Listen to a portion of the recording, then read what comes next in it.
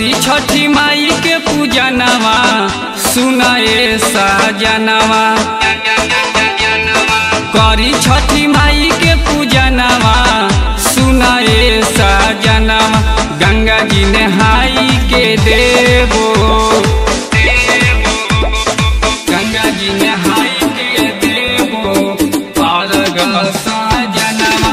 गंगा जी नहाई के देवो अर्घ साजनवा।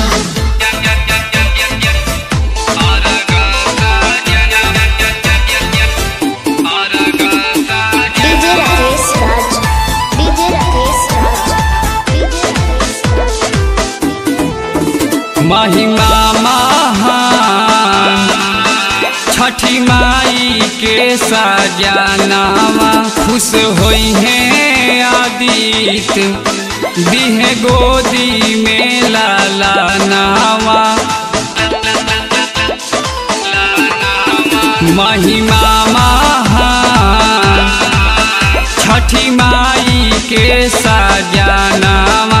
खुश होई है आदित्य दिहे गोदी में लाला नावा। कलश सजवले बानी हाथे आंगनवा। कलश सजवले बानी हाथे आंगनवा। गंगा जी नहाई के देवो, गंगा जी नहाई के देवो अर्घ साजनवा। गंगा जी नहाई के देवो अर्घ साजनवा। डीजे राकेश राज, डीजे राकेश राज, डीजे राकेश राज।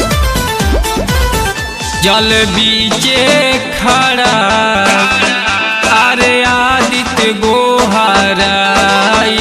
जोड़े कलश दियरी छठी माई के चढ़ाई।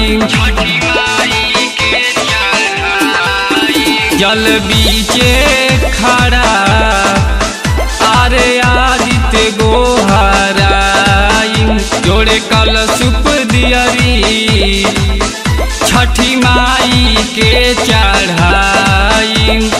संतोष प्रिंस के सोचल पूरा होई यार मनवा।